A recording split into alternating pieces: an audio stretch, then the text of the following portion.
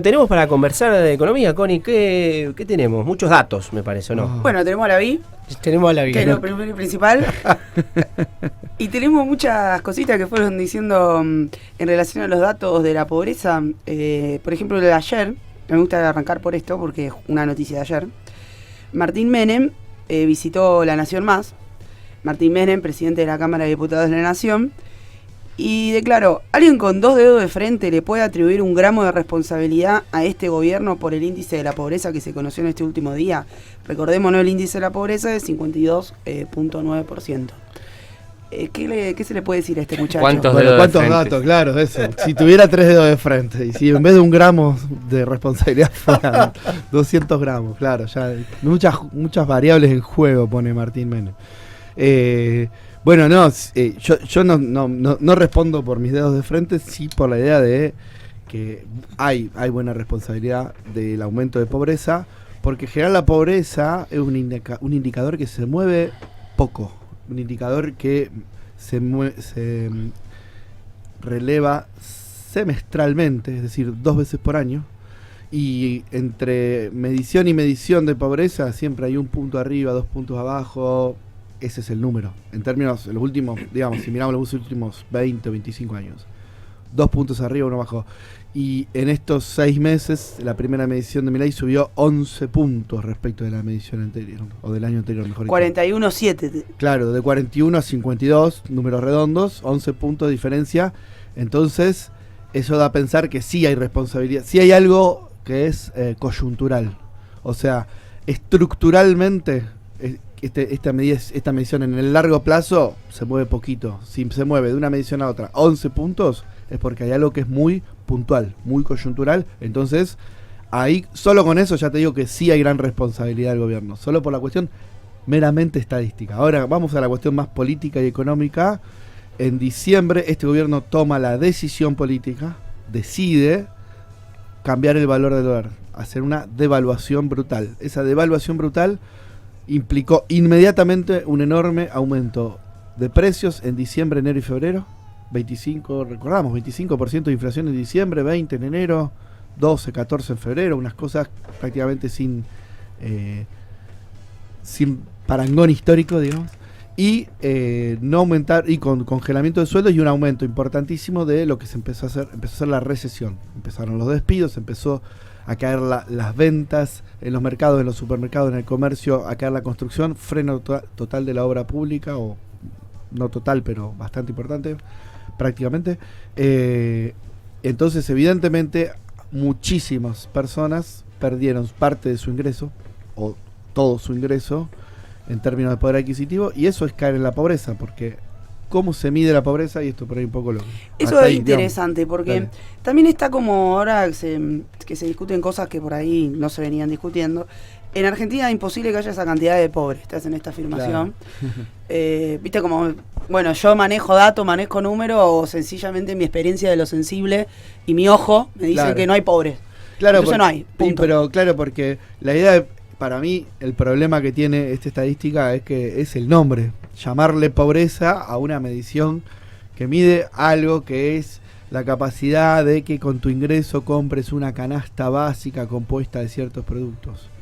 Y eso no es la pobreza. La pobreza es un fenómeno bastante más complejo, implica pensar en dónde... O sea, cuando alguien le dice tal persona es pobre, alguien asocia a lo mejor, por decir, y sí, tratando de no estigmatizar a alguien que está arriba de un carro, con un caballo y recogiendo basura o mirando los tachos, y dice, bueno, eso es pobre. Y efectivamente, si la mitad de la población es pobre, no tenemos la mitad de la población recogiendo cosas de la basura, la mitad de la población... no, es mucha gente, digamos, mucha gente. Digo, para ponerlo en otros términos, el 10% aproximadamente, 12% de la población de Rosario vive en lo que se conoce como villas de emergencia. 10%. O sea, si la mitad de la población es pobre, hay evidentemente un 10% que puede ser que viva en la villa y otro 40% que vive en barrios comunes, vive en el centro. O sea, que efectivamente es algo más complejo pensar que la mitad de la población es pobre. Entonces preguntémonos qué mide.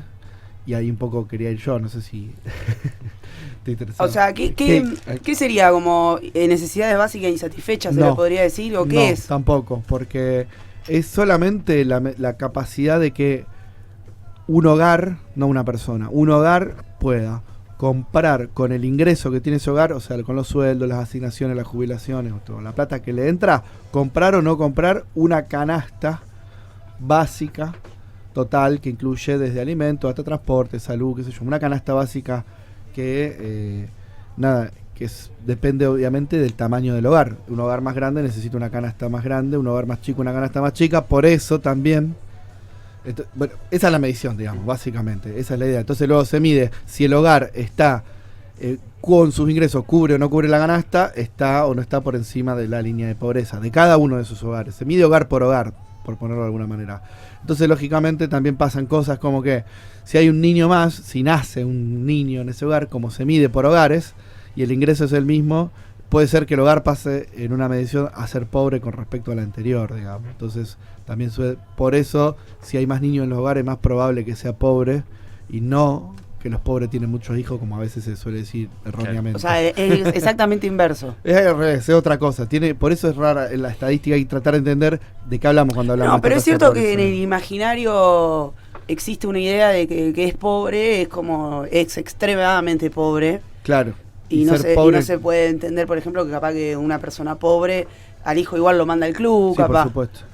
A lo mejor a uno un poco más barato que antes.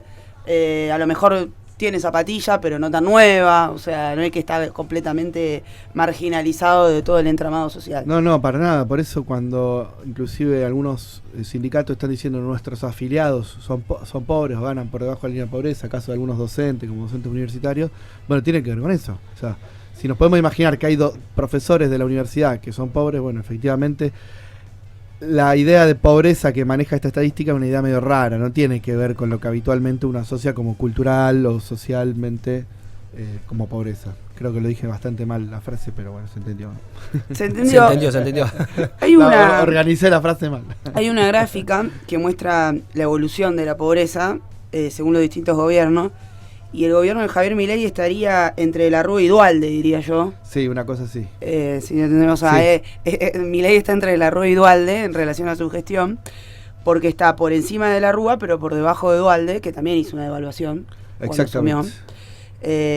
Pero bueno, de los últimos presidentes de Néstor Kirchner para acá, es el peor, indudablemente. Sí, sin duda. No obstante, a mí que esto se viene hablando, o sea, Alberto Fernández dejó la pobreza por encima de lo que la asumió. Sí, porque efectivamente el momento de la pandemia fue un momento de aumento enorme de la pobreza. A nivel mundial. A nivel mundial, pero particularmente por cómo se mide la pobreza. Vuelvo a la idea del problema estadístico. Yo sé que es medio raro porque no quiero poner términos tan técnicos, pero durante la pandemia aumentó enormemente la pobreza y ahí te das cuenta porque justamente mucha gente se quedó sin ingresos y al quedarse sin ingresos, bueno, obviamente no pudo comprar la famosa canasta básica y se volvió pobre. Pero fijémonos que efectivamente ahí te da la pauta de que en el mismo hogar, viviendo en el mismo lugar, viviendo en la misma casa, pasaste de no ser pobre a ser pobre en una medición a otra. Y efectivamente después bajó en los meses siguientes, los años siguientes al 2020 sobre todo, y volvió a subir sobre el final, con lo cual sí, efectivamente el saldo es negativo durante el gobierno de Alberto Fernández. Terminó subiendo la pobreza. ¿Y cuánta plata se necesita para no ser pobre? Bueno, depende justamente del tamaño de tu hogar. Si vivís sola, necesitas en la región pampeana, porque eso también varía, unos 250.000 pesos. Si sos una persona joven, si sos un adulto mayor, un poco menos. Si solo, por eso también hay baja tasa de pobreza entre adultos mayores. Perdón, 250 de indigencia. Perdón, 250 es la canasta. Sí, la alimentaria. La alimentaria, entonces la total, perdón. Sí, es un poco más, 700 y pico. 700.000 pesos. Gracias por la corrección, María. Sí, no es la del... La indigencia. El mismo índice mide las dos cosas, de indigencia y pobreza diferenciada. Sí, perdón. Con la canasta básica alimentaria y la canasta básica total. Exactamente. Entonces, ahora me quedé con la duda, pero sí, efectivamente la canasta básica alimentaria y la total son dos cosas distintas. Y bueno, cubrir la alimentaria es la indigencia. Igual tengo la duda ahora porque 700.000 me parece que es la familiar y no la individual. Entonces, Pero vamos a una familiar, sí. ¿no? No, la familiar, bueno, justamente tiene que ver con el tamaño de la familia. Sí, Tiene acá que- tengo el gráfico ¿Tenés? de INDEC Sí. del jueves pasado. Sí, gracias. Es una persona sola, 349.000. Ahí está, esa es la. Y una familia, sí, 700.000, lo que decía esa es la- Piojo. ese es el número. Gracias, Mariano. O sea que si vivís Tres- solo, Con sola, 350.000 cubrís una canasta básica elemental, para no ser elemental pobre. de no ser pobre. Evidentemente, con 350.000 pesos. es Sí, poca también plata, algo poca plata que para- tiene Si no alquilás. tramposo. Claro, no, la canasta básica total no incluye un No incluye alquiler. un alquiler, claro. Cuando No, incluye una ponderación. Es raro. incluye gastos de vivienda, pero no un Exacto. alquiler, cuando la mitad de la población alquila, por lo menos. Exacto, entonces hay una ponderación, hay un promedio de alquileres, entonces al que alquila en realidad le sobraría plata, perdón, al que no alquila le sobraría plata Claro. y al que alquila no le alcanza. Algunas, por ejemplo, la Ciudad Autónoma de Buenos Aires saca su propia canasta y hace una canasta con alquiler y otra sin, y son bastante diferentes, porque efectivamente en Buenos Aires, sobre todo en las grandes ciudades, Buenos Aires, Rosario, Córdoba, hay mucha más proporción de gente que Ujú. alquila. Sobre todo en Buenos Aires, en Rosario ya un poco menos y más al interior es menor la proporción de gente que alquila en los hogares. Entonces, bueno, eso, 350.000 si está solo y después va a depender del tamaño del hogar, pero es un hogar de 3 personas, cerca de 700 o un poco Sí, más. 709.318. Ahí está. Bueno, así que eso es lo que se necesita. Efectivamente, lo que pasó es que muchos salarios, sobre todo los ingresos, eso estaba viendo antevenir, los ingresos salariales no crecieron a la par de la inflación. Básicamente, después vuelvo a lo anterior, a la decisión tomada por este gobierno de devaluación y a la recesión que se inició y al cierre de muchas paritarias durante mucho tiempo, hace que no crecieran los ingresos salariales, no aumentaran los sueldos. Hablando en criollo, recién en los últimos meses algunos sueldos en algunos sindicatos empezaron a recomponerse, pero evidentemente si mucha gente no aumentó su sueldo y los precios siguieron aumentando, efectivamente no le va a alcanzar para comprar esa canasta y va a entrar en la pobreza o va a quedar abajo de esta línea de pobreza. Sí, el viernes se conoció también el índice de salarios. Sí. Y también hay una trampa en cómo se comunica en eso, porque te comparan el intermensual o la acumulada anual, y ahí evitan nombrar diciembre, que fue el peor momento de la devaluación, y cuando comparas interanual, sí, en el mismo informe. Por eso digo, una trampa de comunicación, no solamente del INDEC. Exactamente. Porque vos comparás interanual y vienen atrasados en bastante porcentaje. Vienen muy atrasados, eso se ve en el informe de pobreza, donde se ve que, por ejemplo, si aumentaron los precios interanualmente al momento de la medición eran 240% mensual, y los ingresos, depende de la zona y depende del rango, habían aumentado en vez de 240, 150, 160. Efectivamente la gente fue entrando de a poco en la pobreza. Eso es entrar en la pobreza, es que un mes ya está, no te alcance para cubrir esa canasta, y efectivamente tiene que ver con los ingresos.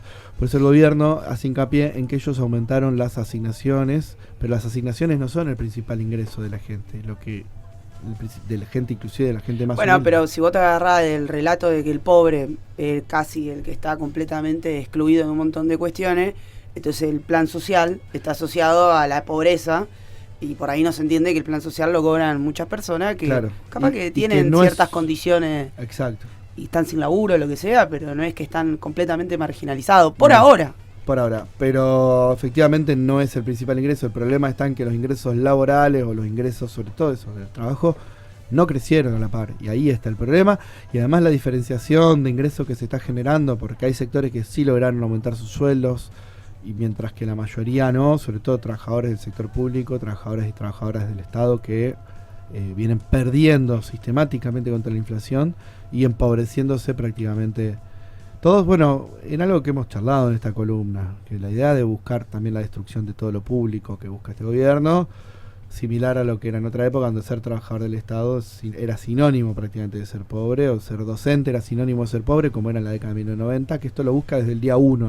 El gobierno destruir todo lo público, y la forma de destruir lo público es destruir el empleo público también, una de las formas. ¿Y no se podría cambiar el nombre para que se entienda mejor socialmente que el indicador de pobreza, como el impuesto a las ganancias?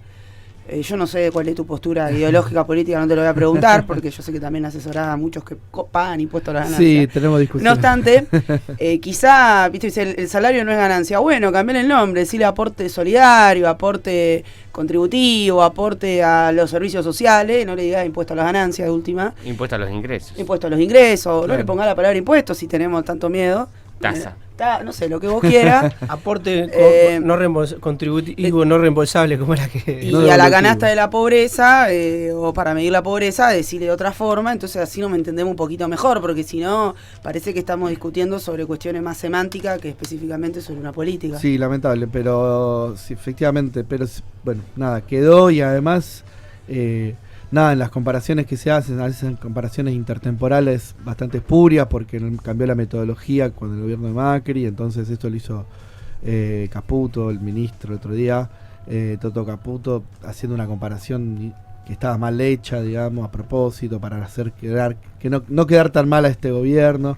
Luego sacan comunicado diciendo que se desaceleró la pobreza, es una cosa impresentable, la verdad, impresentable. Pero sí, la verdad que la discusión sobre es medio incómoda, tener que explicar qué es lo que se llama el índice de pobreza y tratar de explicar que no es que la Argentina es un país de 50% de pobres, pero sí un país con dificultades enormes para la mitad de su población, para comprar una canasta para llegar a fin de mes con sus ingresos.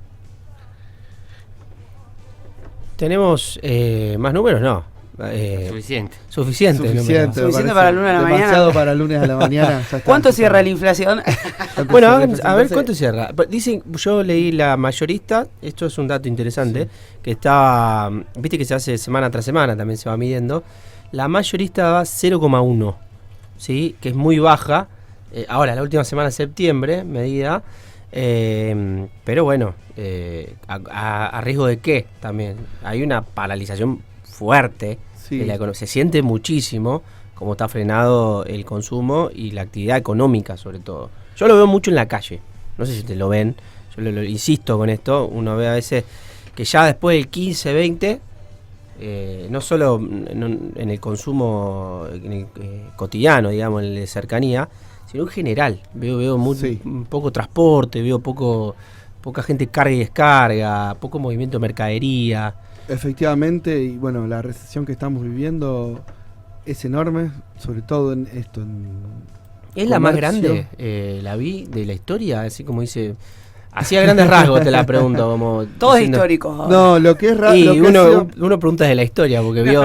No, yo entiendo. No, lo que sí ha sido es muy rápido. O sea, lo eso que Tal cual. hemos visto, no la recesión, porque efectivamente en 2001 tuvimos prácticamente 3 años consecutivos de caída del producto, 3 años de recesión, y esto acá llevamos unos cuantos meses, pero sí que la magnitud y la velocidad de la recesión ha sido muy fuerte.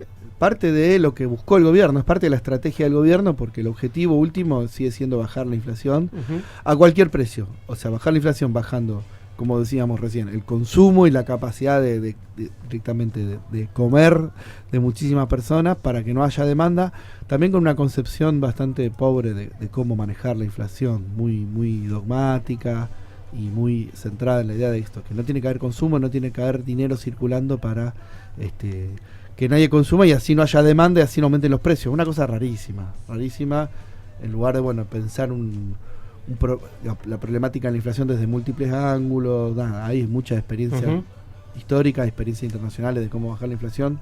Este gobierno tenía la posibilidad en términos políticos de sentar actores, sobre todo empresariales, a la mesa, ya que son muy afines, y pensar en algún tipo de estrategia, y no pensó nada, simplemente prefirió destruir mercado interno. Bueno, las consecuencias son graves, ya las estamos viendo, ya las vimos durante toda esta primera mitad del año en este análisis, y lo vamos a seguir viendo porque no está claro cómo vamos a salir de la recesión. Hay solamente voluntarismo, apelación al voluntarismo, y esto lo vemos mucho en las redes sociales. Ya se notan cosas. No se nota nada. No se nota nada. No se nota nada. Al contrario. También son diferencias estadísticas, se compara contra el año de sequía, y entonces como creció parte de la actividad agraria comparada contra un año atrás de sequía, parece que mejoró la economía, pero la construcción. A mí lo que más me gusta es el recorte para medir la inflación de enero Claro, esa es la mejor de todas. No, brutal también Inventa Milei. Inventa Milei, inventa contrafáctico diciendo, bueno, si no hubiéramos estado nosotros la inflación hubiera sido 90 o 95%, dijo el otro día, también siempre inventando ese contrafáctico como el de la inflación de 17.000%. Sí.